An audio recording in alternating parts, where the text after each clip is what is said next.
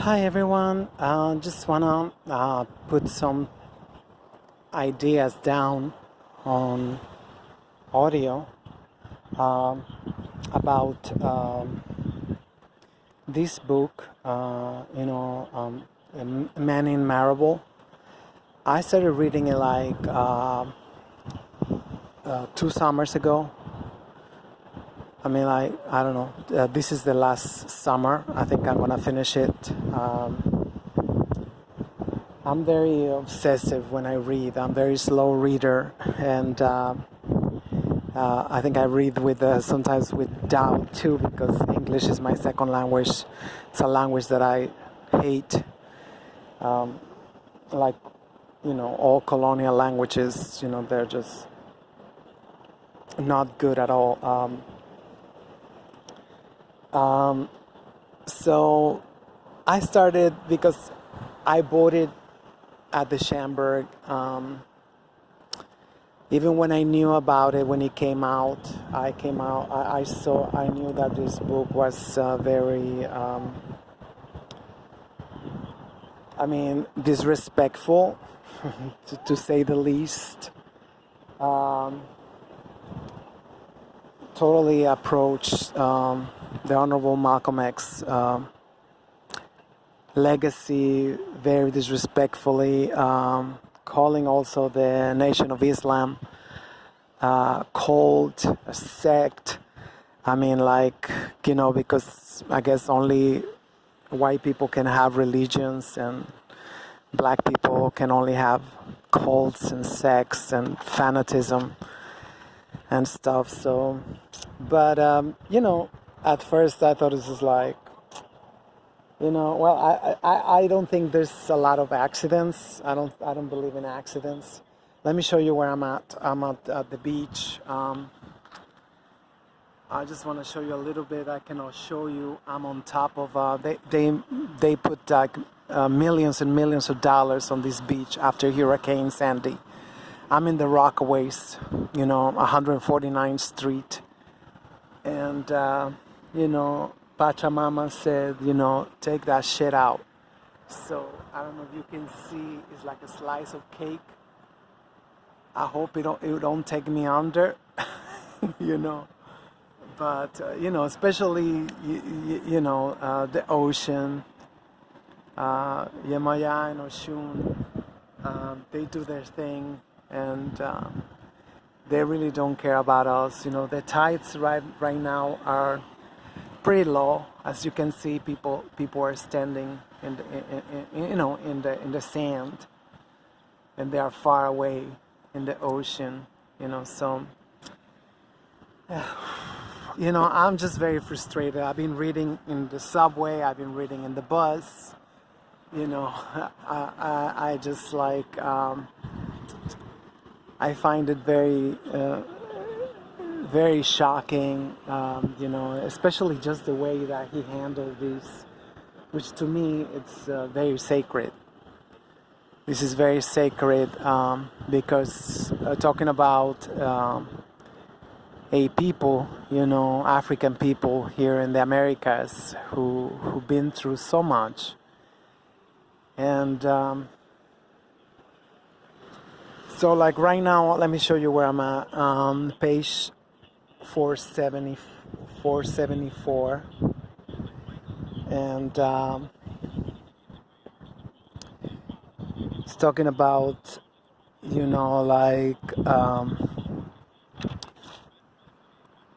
many murders that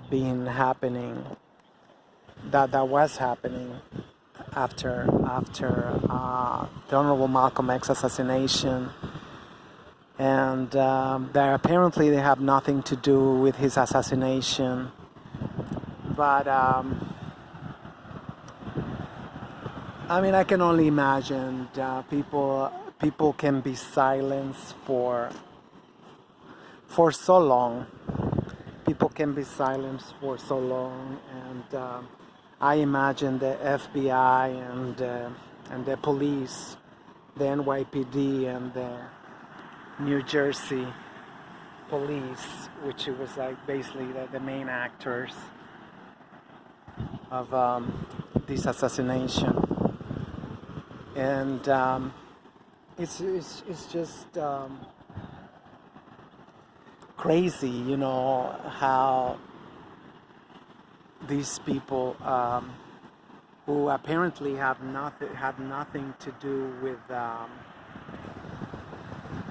oh great, now I cannot turn it. Anyway, I cannot flip the camera. Yeah, because I'm not live streaming, so I don't know if you can see me. But we'll see what come out because I cannot flip it to see me. But it was like so many murders, that I'm thinking about. You know, was Miss Betty Shabazz, was she murdered too? You know.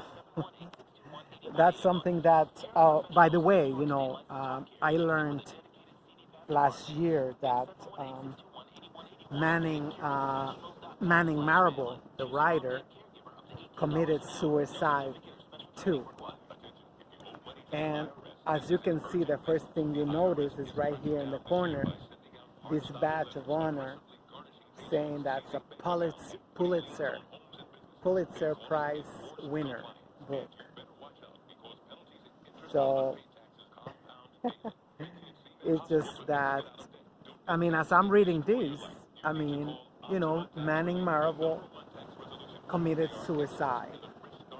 Miss Betty Shabazz died from injuries, from what's it called? They're supposed to have the 12 o'clock mix. Bullshit. They ain't having no mix. So they said that one of her grandchildren, which I mean, I'm wondering, his name was Malcolm too. I mean, I'm wondering if he was the one who got assassinated in my home country, in Mexico, not too long ago. Supposedly, they went out for drinks in Plaza Garibaldi, which is a very populous, you know, square where you can hire mariachi bands to serenade you, and you know, you feel like you're in heaven. It's apotheosis,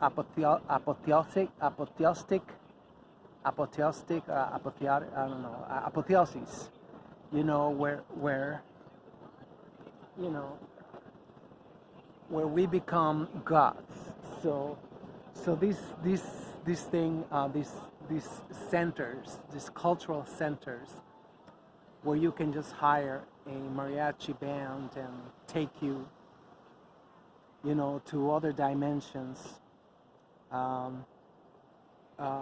Malcolm X, the Honorable Malcolm X's grandson, was out with some friends, and they was ambushed. It was ambushed by the staff, by the staff, and I say ambush because when they got the bill, it was outrageous. It was thousands and thousands of pesos. When, you know, they had a few drinks and stuff, and you know, that usually, I mean, I never learned that ever happening in my home country, because we have international reputation of being the most you know, hospitable people, you know, in the Americas practically. So, you know, if we see, you know, college students and stuff, I mean, you know, unless they're white and they're, you know, they're racist and they're like whatever, then, you know, I can understand that, you know, but I don't see that in my home country, especially, I'm sure he was very tall, just like his grandfather. So, most of us Mexican, we believe it's like, oh, basketball player, some basketball star player, get his autograph, and stuff like that, because, there's no there's no African people in the media. There's no African people on television. Um, there's barely African people in the United States television, And they got into a fight, and long story short, he got shot and killed in Mexico City. So, so I'm talking about, a whole a whole bunch of people who was assassinated, even up until the 70s. Even in the 70s, and these, suspicious, sometimes, there was like a mafia style, and they say that was because, in Jersey, the temple, the mosque, was dealing, but they knew how to deal with the gangs. Come on, they've been doing it for a while. It's not like it's gonna be like even the Nation of Islam dealt with the so-called gangs, because everything that's not white is a gang. In LA, after Nipsey Hussle, funeral.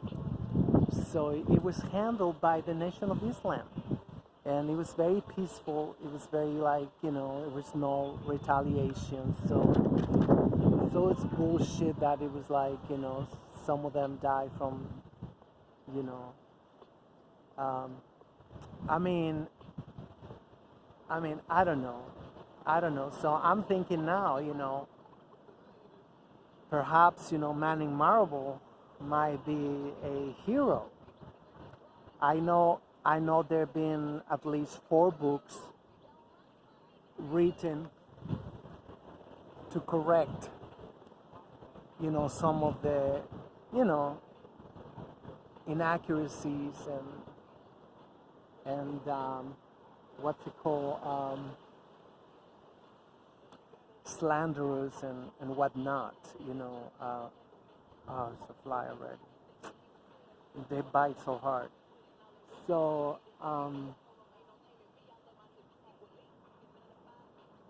so there's been several books, to, like, you know, because there's inaccuracies in here, very, mean intention. Um, so there, but, it's kind of like, somewhat sorry about these flies. They bite really hard. So I'm gonna be like scaring them off. And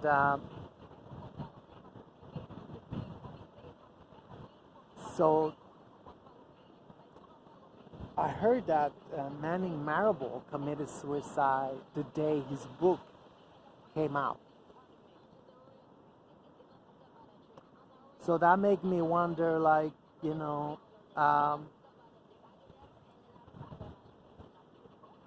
was he killed because the publishers totally changed the content?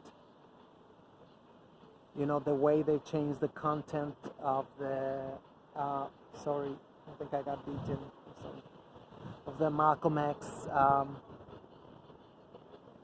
autobiography.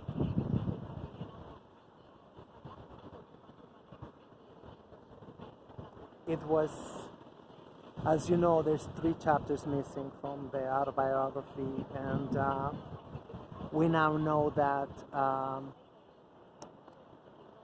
the writer, I keep forgetting his name, sometimes it just goes away.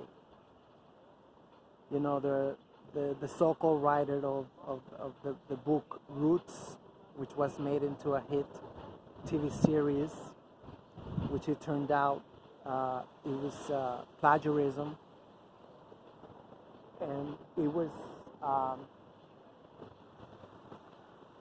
was intended for African Americans to identify as slaves and to say, well, this is where your history starts, you know, in slavery.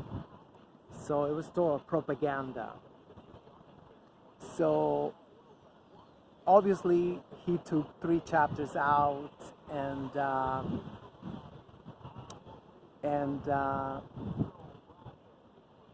you know, who knows what else, because the book was ready at the time that Malcolm X was assassinated.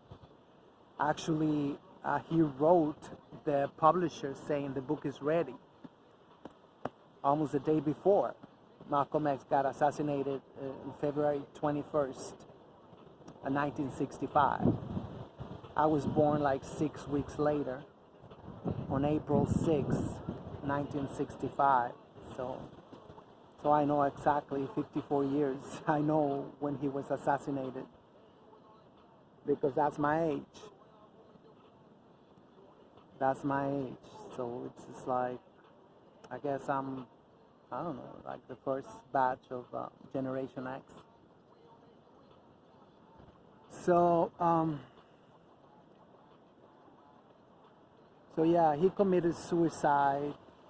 I mean, because probably they knew he was gonna speak up and gonna say that this is not what I wrote. This is not the book that I wrote. There's a lot of contradictions, you know. At first, you know, if you're gonna read it, and if you're not a good reader, I recommend you only to read the second half, because that's when it starts getting funky like that, like, you know, funky smelling. So it's just the way he talked about, you know, his own people. I mean, I know it's supposed to be, you know, it's called coonery, it's called whatever, but at times in the book there's severe contradictions to that. There's severe contradictions to that. I mean, like, I get really angry. At times I write insults to the writer, but, you know, in the same page, I don't know if you can see it. I'm in the train, I'm like fuming. And in the same page, he attacked, you know, like Malcolm X, and in the same page, the second half goes so, you know, like, oh, you know, Bayard Rustin denied the militancy and radical potential of the, you know, working class African Americans.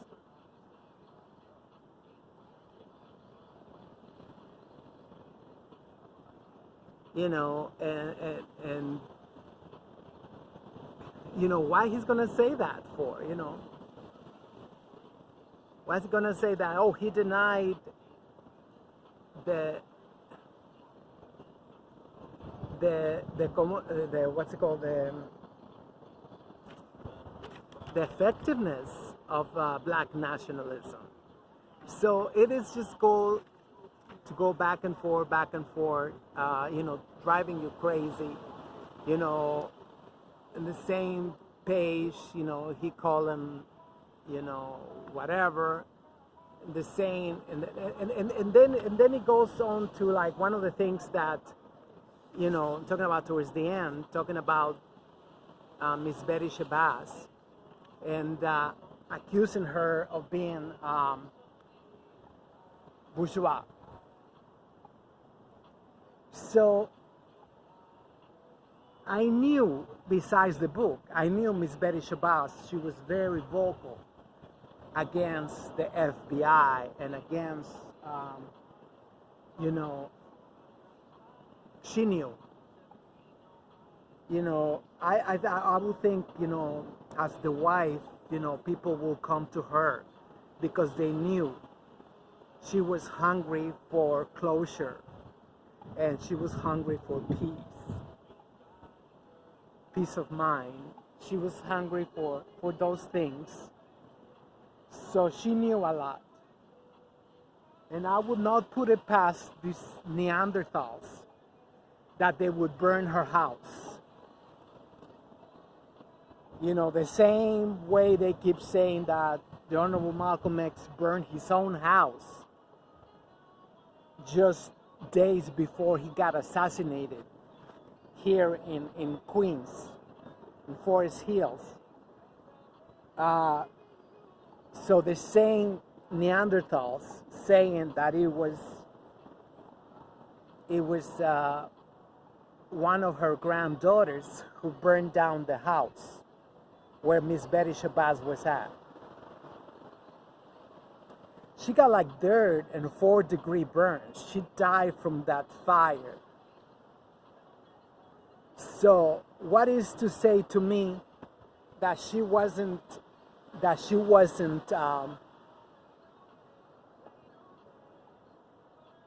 you know, making deals to write a book? Who was to say to me that she was not about to expose the United States government in the assassination of her husband? This is very suspicious. And he don't talk about nobody else getting burned except Miss Betty Shabazz. She got burned. You know, according to the book, by her own grandchild. And he don't say how. I was in a house fire. One of my baby cousins, she was heating up, warming some milk for the youngest baby in the house. And she picked up we know exactly what happened. You know, it's easy because, you know, she said it. You know, she picked up the pot with a rag. The rag caught on fire. She got scared. She didn't know what to do with the rag, and she threw it in the closet. She threw it in the closet. Of course, you know, unfortunately, there was some oxygen going in the closet. So, let me see if I can put it up a little bit farther. So,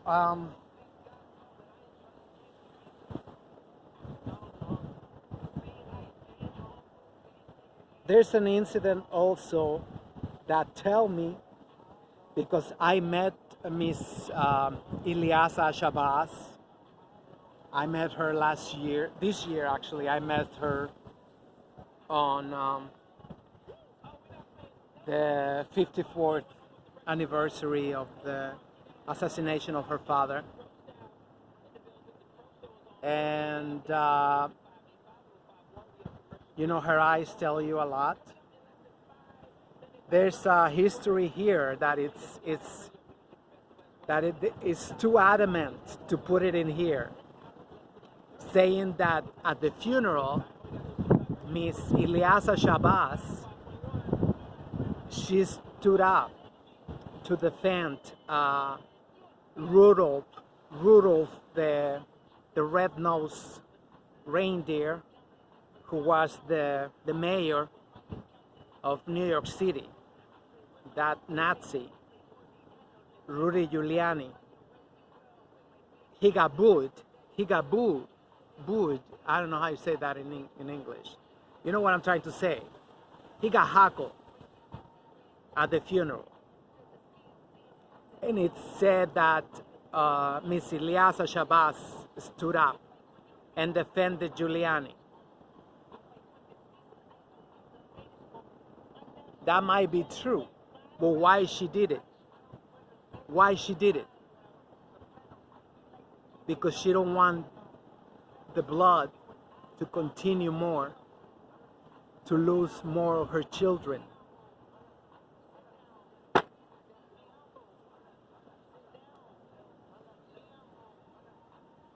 You got to think about these things. You got to think about these things. This is not the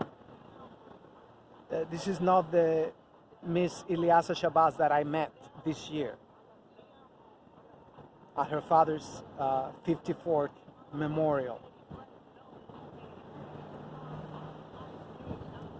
So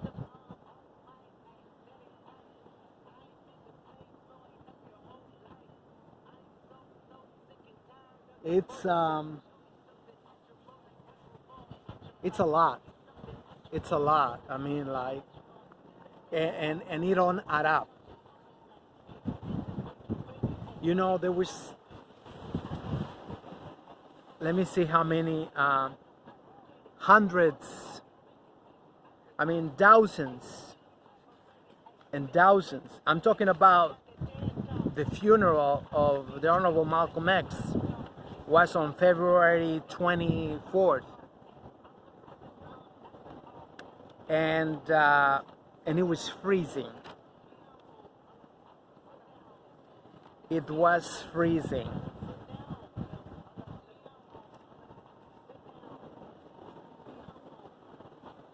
And oh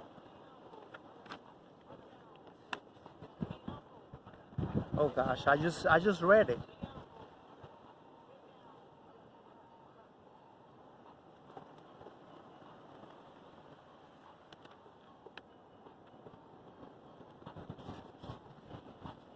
Why can I remember that? How many?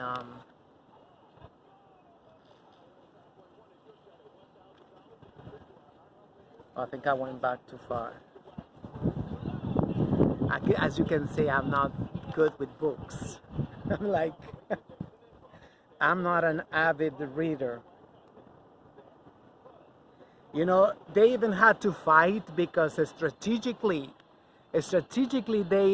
they placed crackers at the Honorable Malcolm X burial over here upstate New York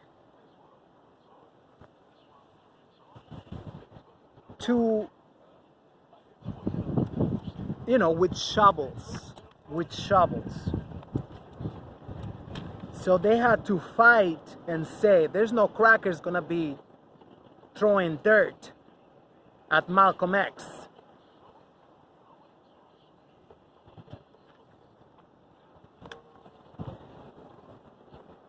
So another thing is like Miss Ella, you know, Collins, Honorable Malcolm X's sister,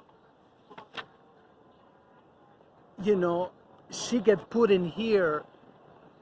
You gotta read it. It's like, you can tell they hated her. They hated Ella, and they put her, oh, she had a horrible ending.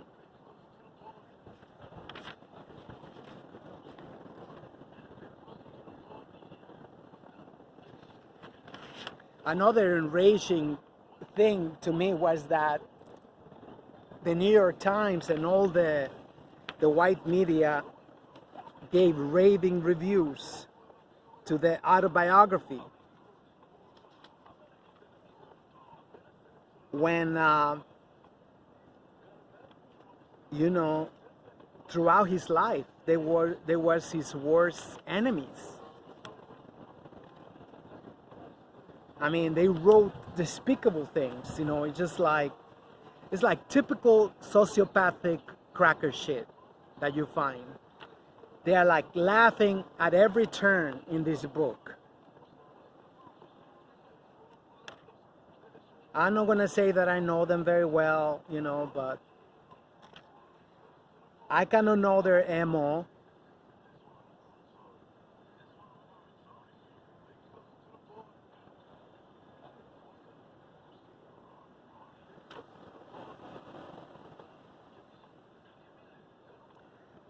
So basically this book really don't really tell you much. I mean, whatever it tell, it's only, it points at things, but I mean, at this point in the reading, there's no doubt in my mind that this was tampered. This was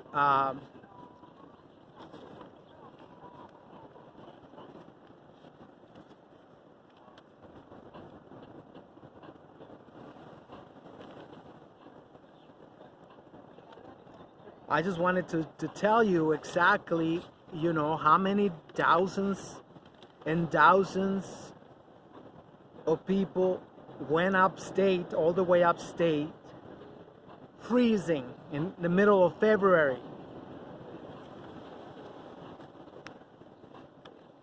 Oh gosh, I just had it here. I made like big annotations.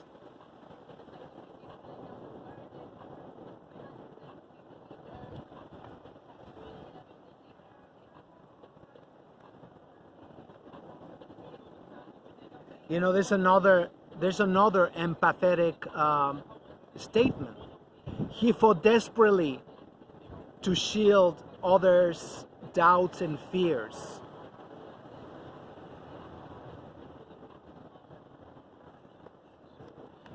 I mean, like,